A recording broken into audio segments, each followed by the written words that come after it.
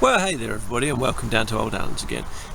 This is the migrant worker episode. That's right, migrant workers. I have thought there's a big potential for me to get in on the migrant worker thing and take advantage of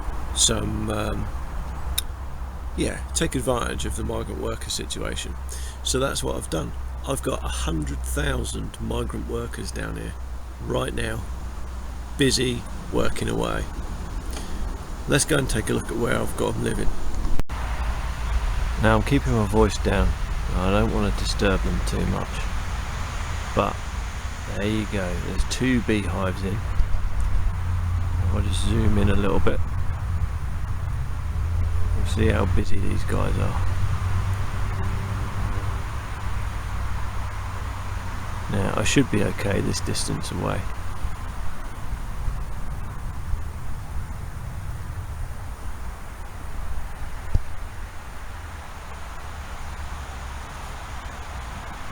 So there's roughly, at this time of year, 50,000 bees in each of these hives.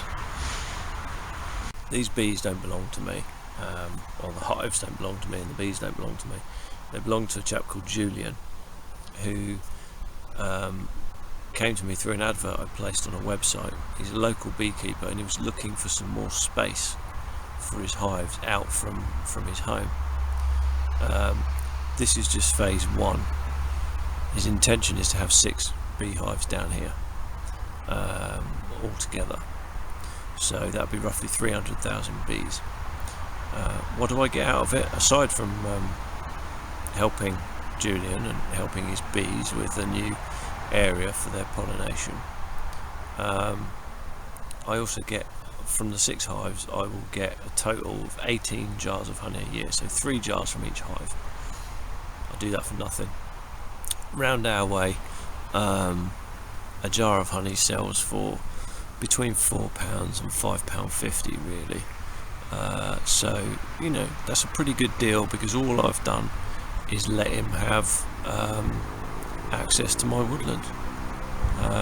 So really pleased about that. I'm really pleased he's got these guys in, and so far it all seems to be going very, very well. The nice thing is that we talked about where to place the hives. I was thinking he'd want them out on the edge of the woodland, in the sort of field, and he was talking about that, and so I said, well, because of the activities I do down here with people coming backwards and forwards, and I'm always walking backwards and forwards or driving across with a mower, said that would actually be quite likely that the guard bees would take an interest.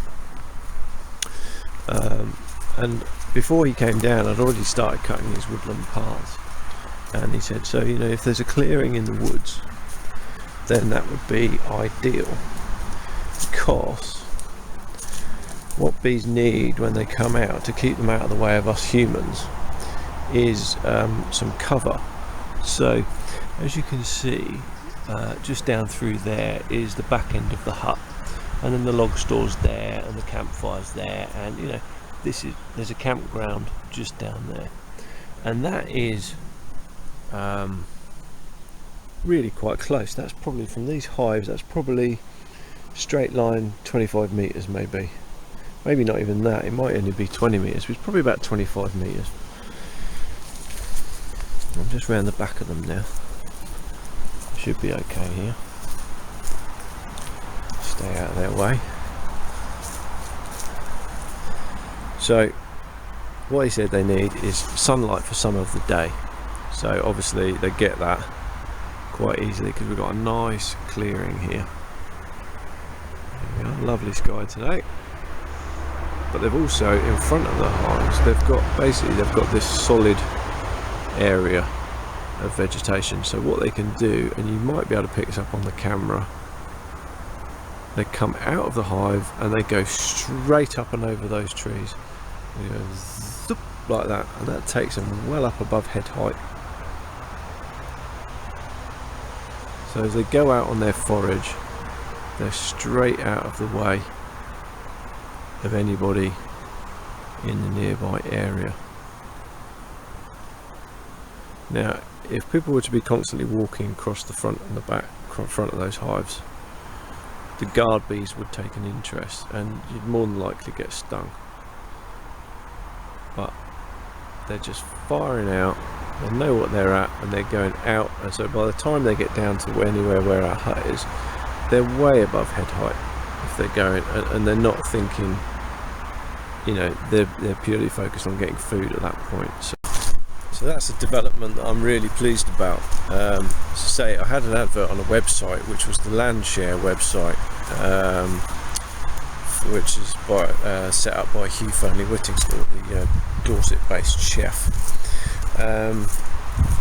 So I'd put that advert up there when I very first got the land, and I hadn't heard anything, and then suddenly I get this out of the blue, and it was exactly the right time. I'd just done the beekeeping course, but decided that it was too much of an investment for me to take on personally, and that, you know, along with everything else I was doing, and too much of a time commitment. And then suddenly I get this email from Julian, who had, as it happens, just joined the group that I'd gone on the beekeeping course with, but he is the regional bee officer for the southeast of England, so he absolutely knows his stuff,